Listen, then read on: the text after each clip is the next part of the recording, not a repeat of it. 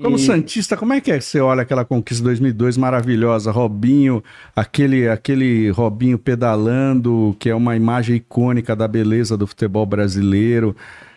E hoje, Ah, né? E cara, depois ali tudo que aconteceu depois, hoje sendo alguém que é condenado lá é, fora por violência coletiva sexual, né? Estupro coletivo e tal, só tá livre porque não tem extradição. Como é que é cara. para você que teve o primeiro título, tê-lo como protagonista e hoje? Como é que você olha para aquelas imagens daquela Hum. final, aquelas 8 pedaladas no Rogério? Cara, eu olho com o mesmo carinho, porque naquela época o Robinho não era o homem que ele veio a ser. Ele era apenas um menino que nos representava. Então eu tenho um carinho por aquele Robinho. Acho uma pena que aquele menino, aquele garoto tenha se perdido. Acho uma derrota da sociedade, da civilização. Um cara com tanto potencial ter se tornado um estuprador como ele se tornou, condenado em última instância.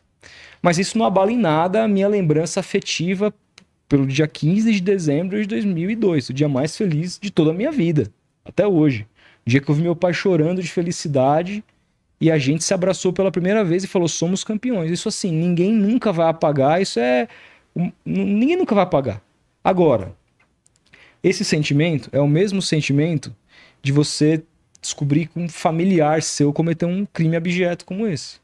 É isso. Porque o Robinho não era só o cara de 2002. Ele era o cara que voltou em 2010, que, pô, junto com Neymar e Ganso, nos deu aquele time, acho que foi o mais mágico que a nossa geração, a minha geração, viu do Santos, depois da era Pelé. Era o cara que tinha um carisma que ninguém questionava. Era o cara que era muitas vezes convocado para tocar pandeiro na seleção, porque todo mundo gostava. Então eu tinha o Robinho como uma referência, como um ídolo, Os como um rivais cara gostavam que, dele, se né, você me cara? perguntasse naquela época, quem que você gostaria de conhecer na sua vida para bater um papo? Era o Robinho. Então quando você lida com um fato desse, com uma situação dessa, sua cabeça entra em primeiro lugar em parafuso, você acha que o mundo deu tudo errado, e depois com o tempo, você tem esse sentimento de perda. É como se o Robinho, hoje o Robinho pra mim, é como se ele tivesse morrido. É como se ele fosse uma pessoa que faleceu e não tivesse a menor importância mais com nada. Porque eu até consigo separar pessoa física e jurídica em certos casos. Perguntei outro dia, não sei pra quem, se acho que foi pro Vladir Lemos, se ele tinha deixado de ouvir Eric Clapton desde que o Eric Clapton se tornou um Um negacionista. antivax.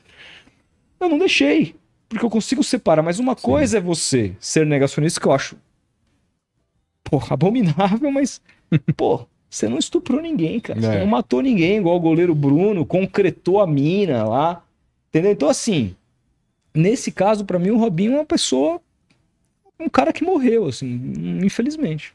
É, cara. Pesado. Eu acho triste ver jogadores, ainda mais, sabe por quê? Porque, diante de todos os fatos, quando você ouve o documentário belíssimo do UOL, Adriano Wilson, monstro. do Adriano Wilson, que é um cara que. Uma pena que a gente não tenha conseguido a liberação pra trazê-lo, porque é um cara que eu admiro demais. Ele não fez só esse documentário, né? Fez vários. Sim. Um trabalho. Esse cara eu sou fã do trabalho dele. Quando você ouve aquilo, você percebe que não é só. O caráter do Robinho não se resume apenas a alguém que, de maneira coletiva e. Nossa, é até complicado entrar nos meandros desse caso, que ele é muito mais pesado do que as pessoas tendem a imaginar. Total. Mas, além disso, ele é o cara que, diante das investigações, diante do fato de amigos dele estarem sendo investigados e ele saber, ele é o cara que fez de tudo, e as declarações grampeadas mostram isso, que ele fez de tudo para colocar no cu dos amigos para ele se livrar. Ou seja, nem o caráter de assumir os próprios erros ele teve. Pelo contrário, ele quis colocar o tempo inteiro na bunda de todos os outros e se livrar do crime. Mostrando que o caráter dele é absolutamente zero. Zero. Uma pessoa assim que eu não consigo entender como há jogadores que o abraçam, que acham que ele é amigo. Que é o cara que no momento que ele Mas teve que ser amigo, né? ele esfaqueou nas costas do cara. O Ricardo Falco mostra como ele foi condenado, que é o cara que foi condenado na Itália, também não foi preso, voltou pro Brasil, etc e tal, porque os outros 4 não foram, porque não foram julgados porque já estavam no Brasil, voltaram antes. Mas o Ricardo Falck e o Robinho estavam, e tem uma lei na Itália que você não pode processar alguém que não esteja no país naquele momento, etc e tal. O Ricardo Falck, ele só é condenado por conta de uma declaração, de um depoimento do Robinho, culpando ele pelas costas. Tem uma conversa entre os dois. No final, né? Tem uma conversa entre os dois que o Ricardo tá ali sustentando o discurso e fala assim, porra, mas eles me falaram que foi você que falou isso. Não, imagina. Isso aí eles estão criando essa narrativa para colocar a gente um contra o outro. Eu jamais falei seu nome.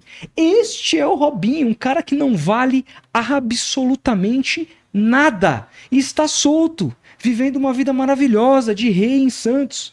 Recebendo convites. Jogando seu futevôlei na praia todo então, dia. assim, pra mim, assim, é revoltante. É revoltante, cara. É revoltante que o futebol ainda permeia esse caminho de reverenciar esses caras, assim, é triste demais.